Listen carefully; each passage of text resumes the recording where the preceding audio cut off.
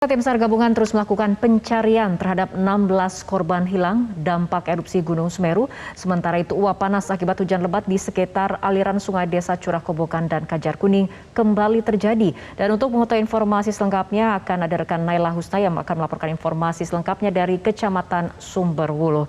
Naila, bagaimana progres ataupun perkembangan upaya Basarnas dalam evakuasi korban dan apa saja prioritas yang akan dilakukan oleh Basarnas besok?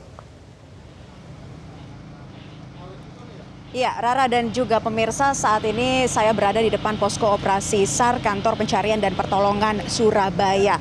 Kami ingin mengupdate informasi terkait dengan proses evakuasi sejauh ini yang dilakukan oleh tim SAR gabungan. Seperti itu masih sama sebelumnya data yang kami dapatkan di sini dengan rilis apa yang disampaikan oleh BNPB sebelumnya bahwa terdapat 34 korban jiwa akibat erupsi Gunung Semeru yang terjadi pada hari Sabtu lalu.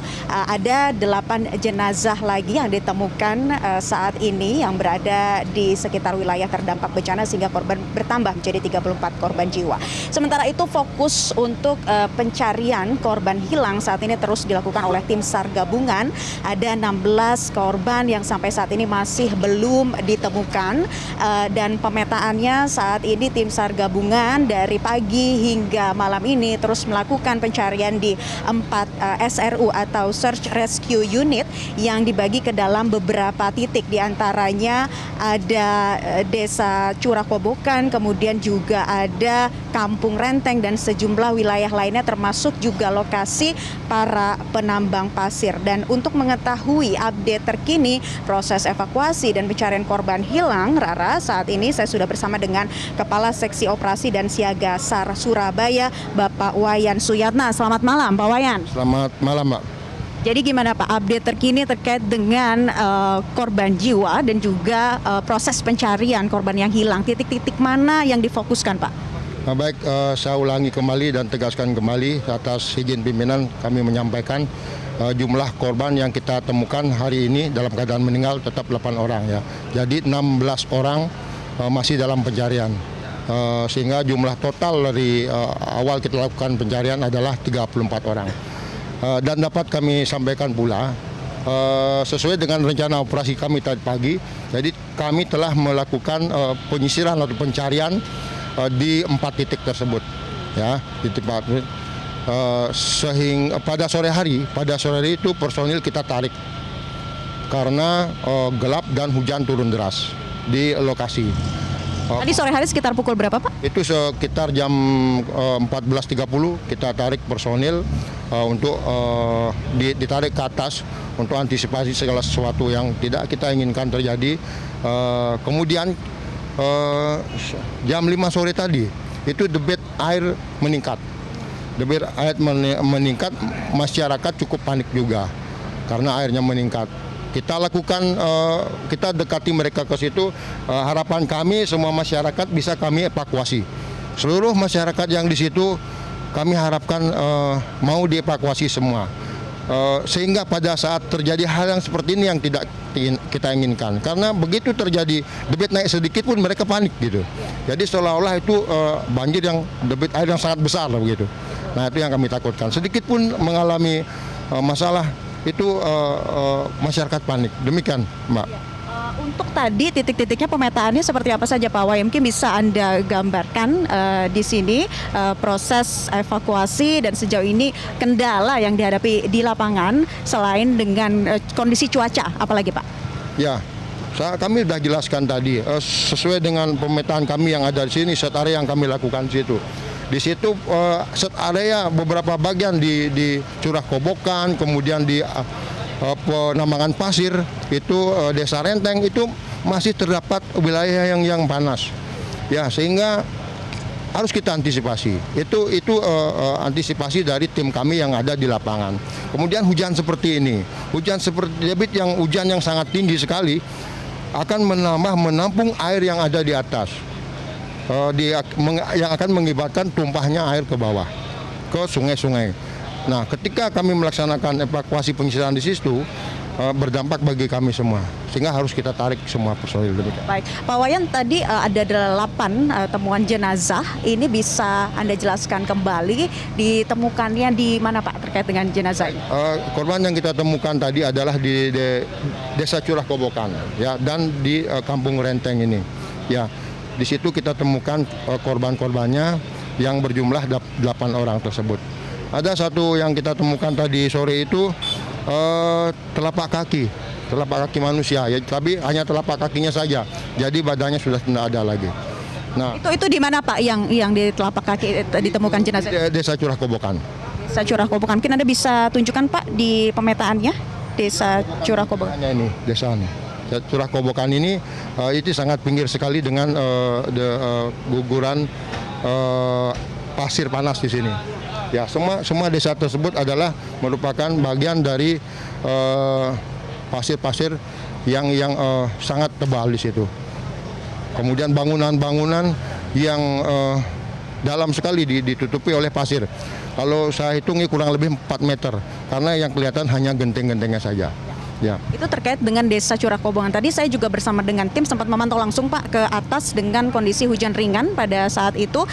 Namun di sekitar desa ini masih banyak warga Pak. Warga yang berdatangan bahkan berani untuk mendekati ke pinggir lokasi. Tetapi tadi memang ada seperti uap panas Pak. Uap panas yang menyentuh daerah aliran sungai sehingga ini menimbulkan asap yang membumbung ke atas. Nah, apakah itu berbahaya dan himbauan seperti apa yang diberikan kepada warga setempat untuk tidak mendekati lokasi bencana, Pak Wayan? Betul. Himbauan itu yang kami sering sampaikan. Ketika kami melaksanakan evakuasi ke situ, marilah kita bersama-sama menjaga dan membantu kami semua dalam pelaksanaan pencarian dan pertolongan ini. Ketika hujan turun, yang akan mengisi kawah daripada gunung tersebut, air panas akan tumpah. Itu uap panas akan tumpah menuju ke sungai-sungai itu. Nah, itu sangat berbahaya karena panasnya bisa mencapai 400 derajat.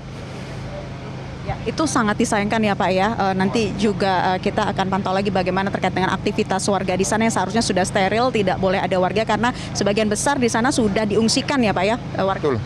Sebagian besar sudah kita ungsikan, namun mereka pasti akan balik kembali karena setelah kami tanyakan mereka kasihan dengan hartanya di situ. Ada binatang-binatang yang harus mereka kasih makan, kemudian ada barang-barang rumah mereka yang harus mereka jaga di situ. Dan kami sampaikan nggak usah khawatir karena dari unsur TNI Polri sudah menjaga, semua unsur sudah menjaga sehingga nggak mungkin akan kehilangan seperti itu. Itu sering kami sampaikan. Pak Wayan, ini ada juga daerah menjadi fokus pencarian terkait dengan lokasi penambang pasir. Nah, bisa Anda jelaskan di situ disinyalir apakah masih ada korban yang tertimbun, Pak Wayan?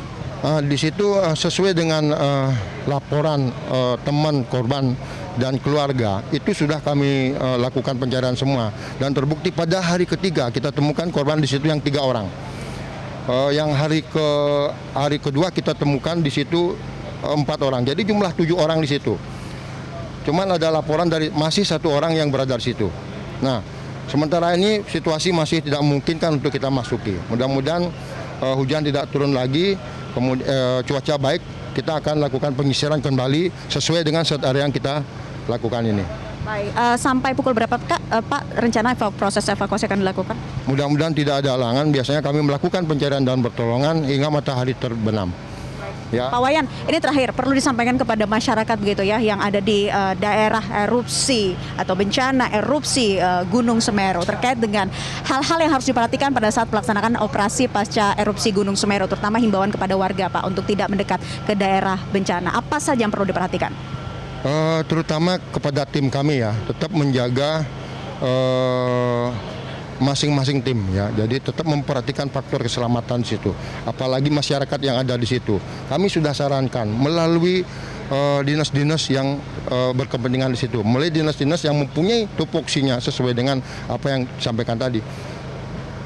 Mereka juga menghimbau dari lapisan masyarakat yang paling bawah sampai atas. Itu agar mereka kembali menuju ke daerah pengungsian sementara. Karena tidak menutupi kemungkinan erupsi atau hawan panas itu akan kembali terjadi seperti itu. Mudah-mudahan tidak terjadi. Kita berdoa bersama. Mudah-mudahan kita selamat semua dan pelaksanaan evakuasi berjalan dengan baik dan lancar. Jadi dengan semangat quick respon kami dengan tim tetap akan berusaha mencari 16 korban yang belum kita temukan. Demikian. Terakhir Pak Wayan, untuk fokus pencarian besok akan diarahkan kemana? Kami sebenarnya tadi mau evaluasi.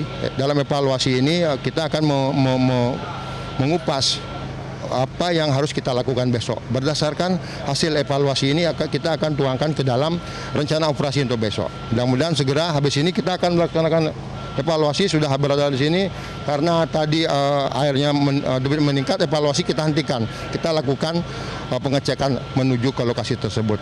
Baik, terima kasih Pak Wayan Suyatna telah bergabung bersama kami di kesempatan Metro TV kali ini. Selamat bertugas kembali Pak Wayan. Terima kasih Pak.